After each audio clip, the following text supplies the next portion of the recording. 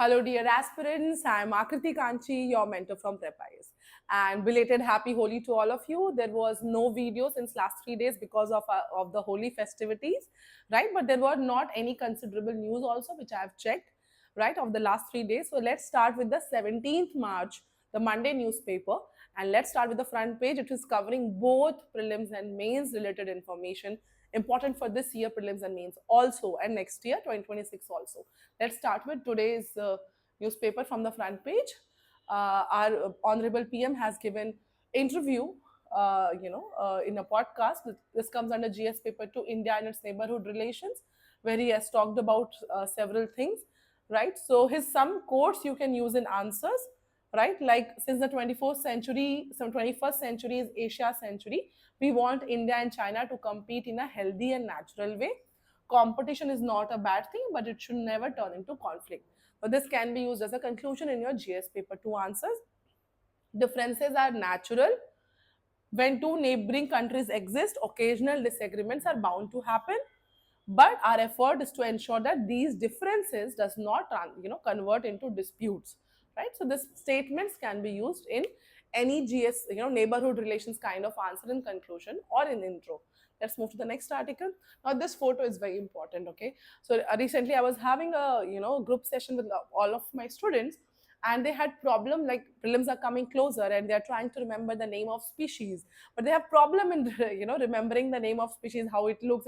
It's sometimes become overwhelming, right? So newspaper is also a way, because it sometimes brings pictures of a lot of birds and species that helps you remember it, right?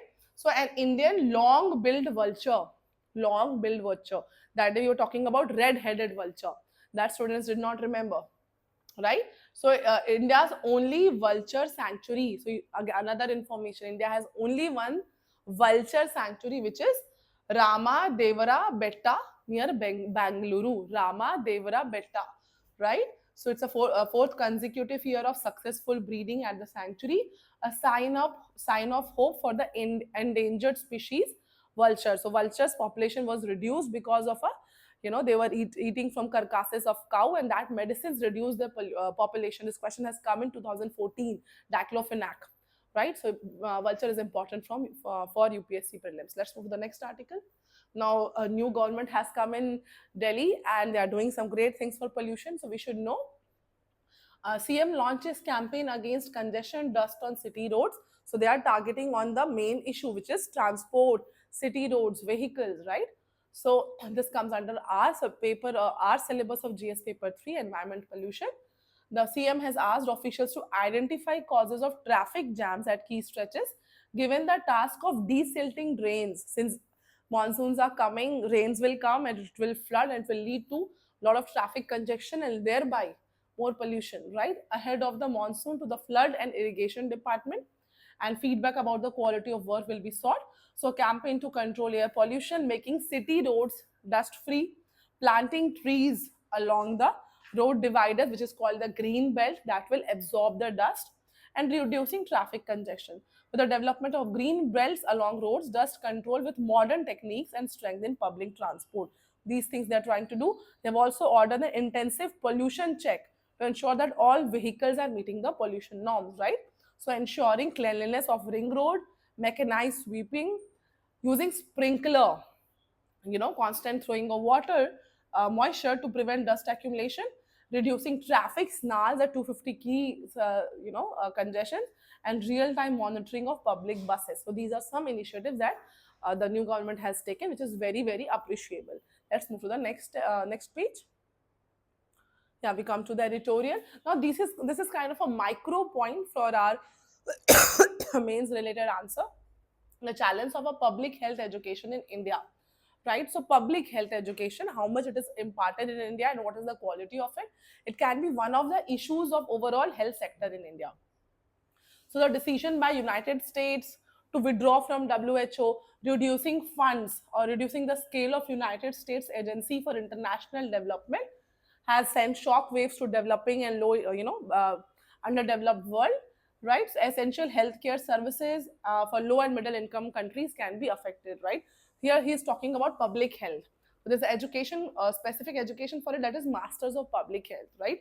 which is important for a crucial role in shaping the nation's well-being and healthcare delivery. The Constitution of India, through Article 47, underlines the state's responsibility. Article 47 comes in directive principles of state policy, right, which is instrument of instructions that has come in PYQ, instrument of instructions for government, underlines the state responsibility to improve public health care. So initially, when National Rural Health Mission was started in 2005, there was a demand for this public health jobs, but then it plateaued.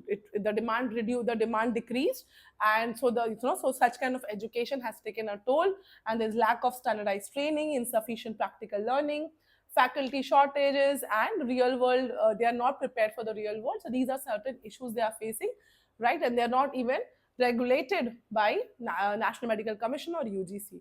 So there we need to make it more aligned with the real world scenario, right? Let's move to the next article. There are three editorial and opinion articles for health, right? So from insurance driven private healthcare to equity, this comes under GS paper 2 health sector. So health for all, WHO's universal health coverage commitment is prioritizes primary health care. So primary health care is important. That is the major portion, right? For example, right now I have cough and cold. This is primary health care. This is not secondary and tertiary it requires, right? So to reduce out-of-pocket expenditure, that is also one of the targets, to reduce expenditure from people's pocket, because that affects the income of the families. So Ayushman Bharat Pradhan Mantri Jan Arogya Yojana was launched to address the out-of-pocket expenditure, which now has a greater scope to strengthen public health system, especially primary health care, right? So the insurance-based program reduces out-of-pocket expenditure by covering hospitalization, surgeries, and procedures at the tertiary level. But the editors are saying the universal health coverage and primary health care has been sidelined a little, right? So it kind of discourages that. So that is the issue. This is the main issue with Ayushman Bharat Pradhan Mantri Jan Arogya Yojana, right? It shifts the focus away from preventive and community-based healthcare to more on private hospitals. So Abhor committee's vision of strong primary healthcare with pyramid-shaped health system is not being able to followed here, right? The Digital Mission dashboard reports the issuance of 36 crore Ayushman cards. So budget also prioritizes this year medical digital infrastructure and medical education expansion over primary healthcare, right? Also, insurance sector FDI has increased from 74% to 100%, right? In 2021, it was raised from 49 to 74, which is a very, very crucial step. So it is 100% now in FDI, right? So IRDAI, which is the regulatory body of insurance, expects this to bring capital and expand coverage. So the editors are saying global experiences of insurance-based healthcare has certain issues like US has faced. It leads to skyrocketing health cost, okay, which is then has a problem for uninsured individuals who always will be there, right? So it can learn from examples of countries like Thailand, where there is a tax-funded universal coverage scheme. Then Costa Rica, right? Costa Rica's mandatory insurance scheme, which depends on general tax revenue, strong public health investment, and regulated private insurance, prioritizing primary care and community-based healthcare. So you can use these two examples, Thailand and Costa Rica, in your mains answer. Let's move. Okay, there's another article here, right? So we have talked about International Criminal Code. So rare success, GS paper 2. Important, so it comes under GS paper 2, important international agencies, its powers and its mandate. So ICC recently has warrants mostly, recently it has led to arrest of former president of the Philippines. So this time it has succeeded. The ICC's order has succeeded, which mostly doesn't happen because ICC faces a lot of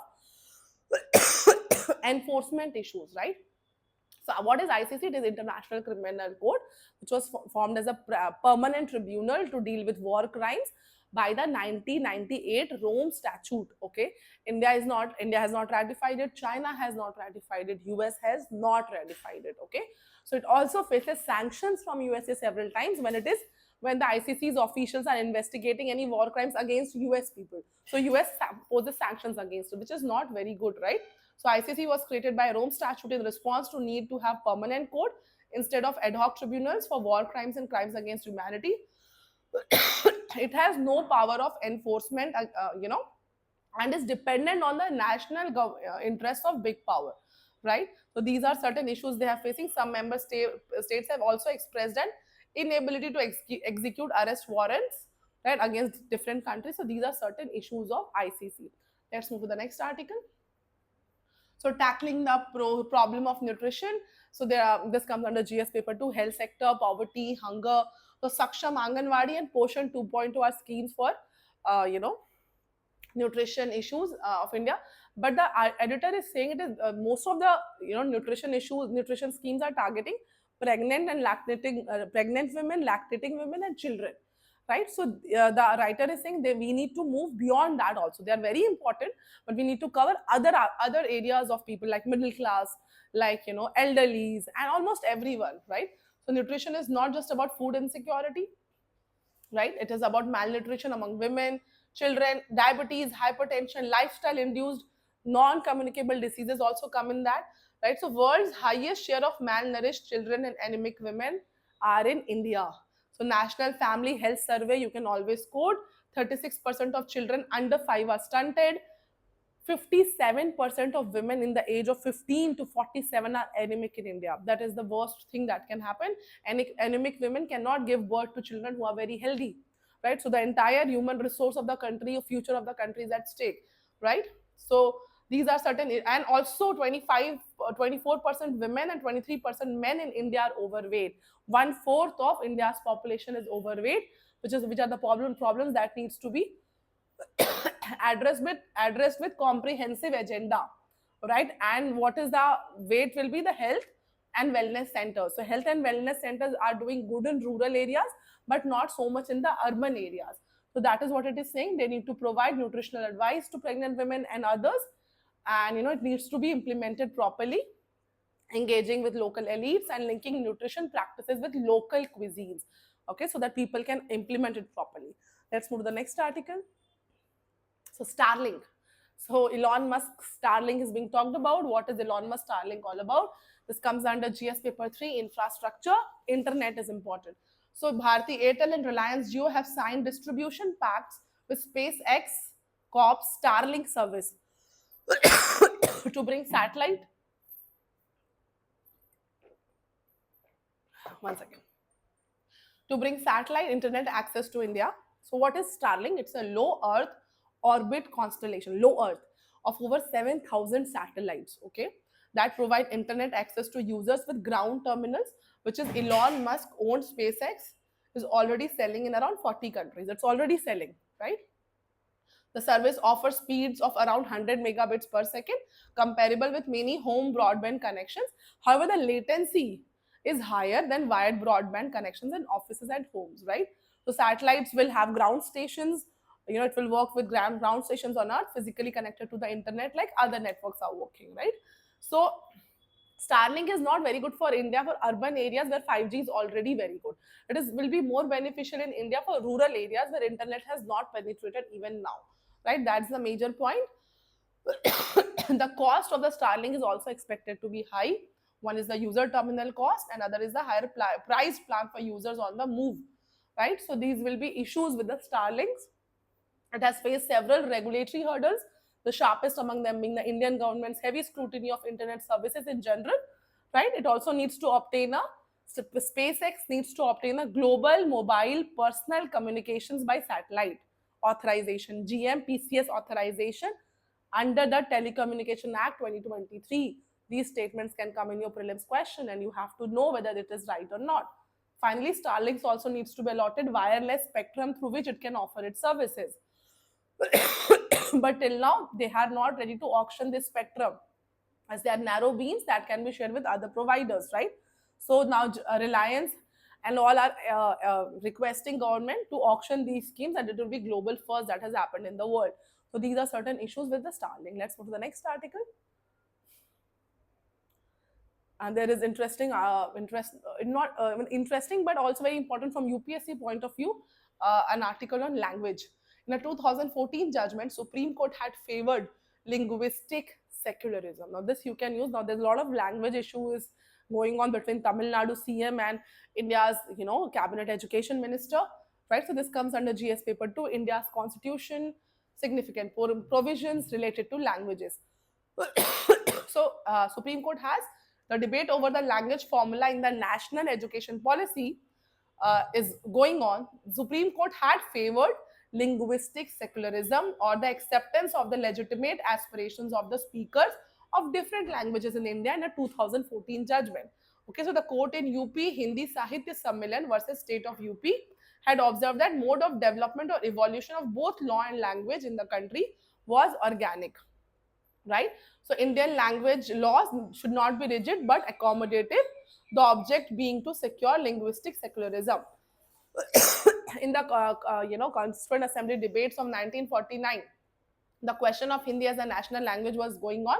So according to Munshi Iyengar formula, so after the debate, there was a culmination which led to Munshi Iyengar formula, which led to Article 343, which declared Hindi in the Devanagari script as the official language of the Union. Official language under Article 343. You should remember, right? It can come in your prelims. So it is not national language but official language, right? So Article 351, however, imposes a duty on the union government to promote the spread of Hindi language, though it is not, it should not be compelling any other institution. That has been given in the another Supreme Court case. Article 29, Clause 1 of the Constitution recognizes that every section of the society which has a distinct language, script or culture of its own has the fundamental right to conserve the same. So Article 29, Clause 1 is also giving rights to them, to both majority and minority. And under Article 19, related to language, Supreme Court has said the freedom of a primary class student to choose the language of instruction. Right? So these are some Supreme Court cases that you can use in your answers. Let's move to the next article. So SpaceX module crew has reached International Space Station to bring, two space people, including Sunita Williams and Butch Wilmore, who have been therefore stuck in the International Space Station for 9 months. This is just basic news you're supposed to know. Let's move to the last page, the science page. So air pollution will lower India's solar generation capacity. So air pollution is also going to reduce the quality of the infrastructure of renewable energy, right? So this comes under GS paper 3, environmental pollution and solar energy. Solar cell performs best under sunlight. That's why India has a tropical country. We have a lot of sunlight. So that's why solar energy is good for us. They also need lower ambient temperatures and airflow over them for cooling. Any imbalance in these factors can lower the solar cell performance, right? So it depends. The solar cell performance depends on the climate and weather vagaries, right? So India has 300 sunny days, but their quality is declining due to air pollution. Solar radiation at the Earth's surface is not stable, leading to global dimming and brightening. Air quality variations depend on clouds, aerosols, particulate matter, radiatively active gas molecules, ozone, etc. Right? So this thing should give impetus to innovations that mitigate greenhouse gases emissions through the exploration of viable energy alternatives and leads to improvement in the photovoltaic cells. Okay, so pollution is not good for anything, neither our lungs nor the solar energy panels, right? So the efficiency of solar panels will drop by 2.3% owing to pollution. That is loss of at least 840 gigawatt hours of electricity every year. Very poor, right? Last article of the day. What is birefringence different in different direction? This can come in a prelims question. As you know, what is birefringence? You should know. So first, you should know what is refraction. So when a light passes through any medium, it bends. It bends, right? So amount of bending, how much it is bending depends on the refractive index of the material. Okay, it is the ratio of the speed of light in vacuum to the speed of light in the material. So when the materials have refractive index more than 1, that leads to those materials are called birefringent. They occur naturally as well as artificially. Naturals are mica and quartz, right? So how this birefringent material behave? They have different crystal structures in different area, right? And that is what is different crystal structure in different directions. It is called anisotropic, right? So light has electric field which is perpendicular to its magnetic field and which is perpendicular to its direction, right? So polarization refers to direction of the electric field. And this birefringent materials are used in several day-to-day things like LCD screens, right? Medical microscopes, optical switches, wave plates, frequency converters and high power lasers. So you should know about this material and its uses in everyday life. GS paper 3, science and technology, developments and their applications in everyday life. That's it for 17th March. Thank you.